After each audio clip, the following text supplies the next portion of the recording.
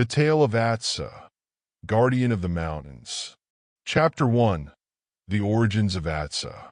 In the heart of the Basque country, surrounded by towering peaks and lush valleys, lay the small village of Izara.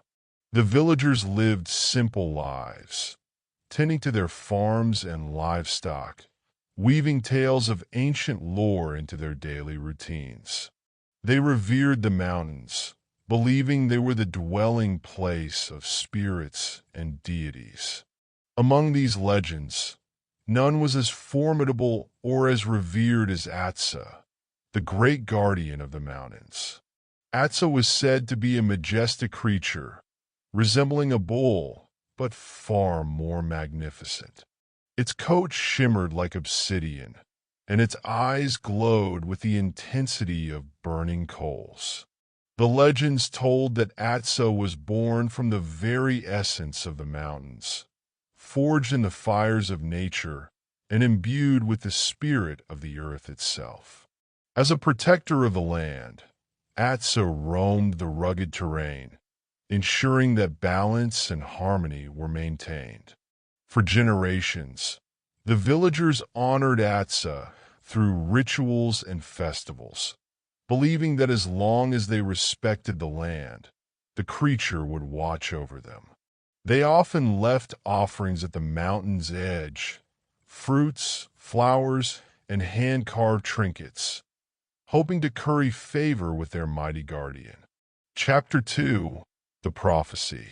One fateful autumn evening, as the villagers gathered around the fire to share stories, an elderly woman known as Miren, the village seer, spoke of a prophecy. With her hair white as snow and eyes that sparkled with wisdom, she recounted a vision she had seen in a dream. "In my dream," she began, her voice steady yet filled with urgency, "Aatxe appeared to me, its eyes blazing like the sun. It warned of a great darkness approaching our lands, a band of invaders seeking to conquer our home. But it also whispered that if we honored the mountains and Aatxe, we would have the strength to repel them." The villagers listened intently, their faces illuminated by the flickering firelight.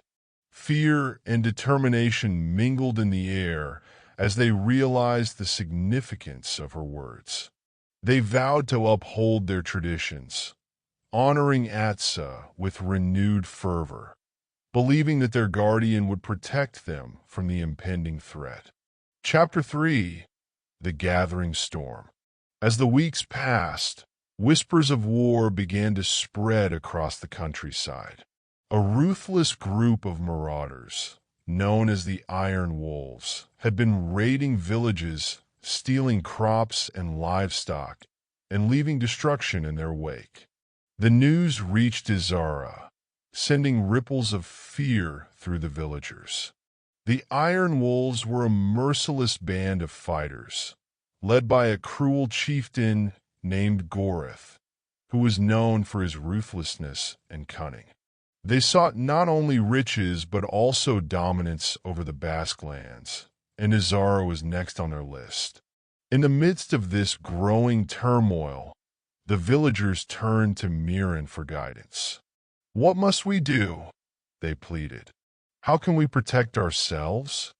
Miren took a deep breath and said, "We must prepare. Gather your families, strengthen your homes, and invoke the spirit of Aatxe. Let the mountains know that we are ready to defend our home." Chapter 4. The Night of Reckoning. The night before the marauders were set to arrive, the villagers lit candles and gathered at the foot of the mountains. They sang songs of Aatxe, their voices echoing through the valleys, reaching the ears of their guardian. Miren led them in a ceremonial dance, calling upon the strength of the earth and the spirit of the creature they held dear. As the moon hung high in the sky, casting a silver glow over the land, a low rumble echoed through the mountains. The ground trembled slightly, and a chilling wind swept through the village.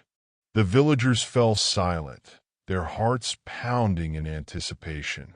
Suddenly, a magnificent silhouette emerged from the shadows. A creature of legend, Aatxe stood before them, its eyes gleaming like molten gold. With a powerful roar that resonated through the mountains, Aatxe approached the villagers. They felt an overwhelming sense of courage and hope wash over them. The great guardian lowered its massive head, acknowledging their presence and their unwavering spirit.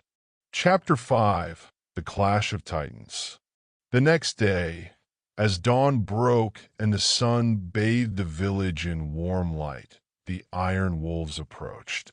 They were a fearsome sight, clad in dark armor, their eyes filled with greed and malice. Gorith, the chieftain, rode at the front, confidence radiating from him as he prepared to conquer yet another village. But the villagers of Izara stood firm. They had armed themselves with makeshift weapons, pitchforks, axes, and slingshots, ready to defend their home.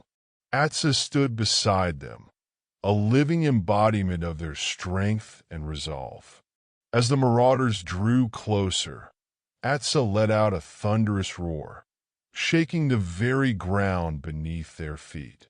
The Iron Wolves hesitated, their bravado faltering in the face of such raw power. But Gorith, fueled by arrogance, urged his men forward, believing they could overpower the villagers and the mythical creature before them. The clash that followed was fierce and chaotic. Aatxe charged into the ranks of the marauders, its massive horns crashing against their shields.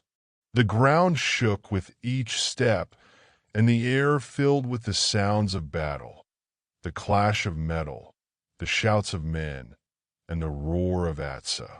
The villagers, inspired by their guardian, fought valiantly.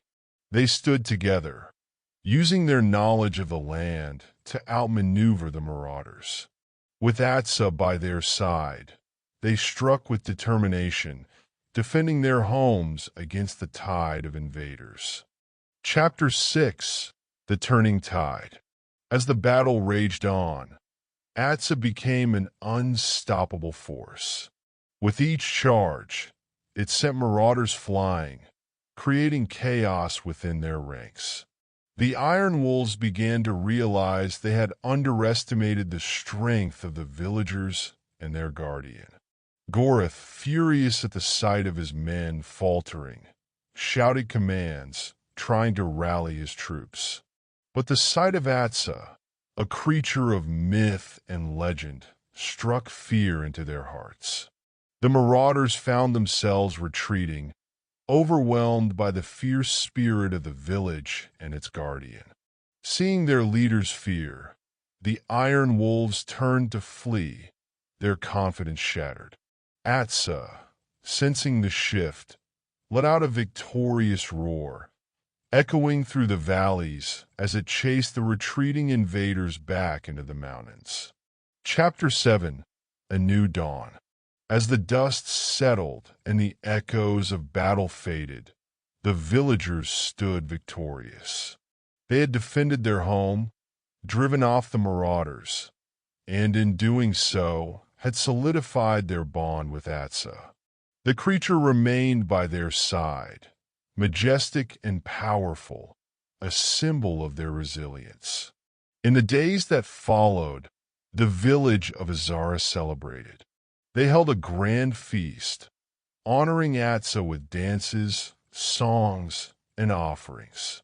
The air was filled with laughter and joy, and the villagers shared tales of bravery and unity. Miren, the seer, was honored for her wisdom, and the villagers built a shrine in her name at the foot of the mountains. It became a place of worship and gratitude, where they would gather to celebrate their connection to Aatxe and the land. Chapter 8: the legacy of Aatxe. As the seasons changed, the story of Aatxe spread far and wide. Villagers from neighboring lands traveled to hear the tale of the great guardian and the courageous people of Izara. They came to pay their respects, leaving offerings at the shrine and learning from the villagers about living in harmony with nature. Aatxe became a symbol of hope and strength, a reminder that unity and respect for the earth could overcome any darkness. The villagers understood that their bond with the mountains and Aatxe was a sacred trust, one that they would uphold for generations to come. Years later, as children grew up listening to the tales of Aatxe, they learned the importance of protecting their land and honoring their traditions. The village flourished, and their relationship with the mountains deepened. And so, the legend of Aatxe lived on, woven into the very fabric of the Basque country. As long as the mountains stood tall and the villagers honored their guardian, they knew that Aatxe would always be there, a fierce protector of their home, watching over them for eternity.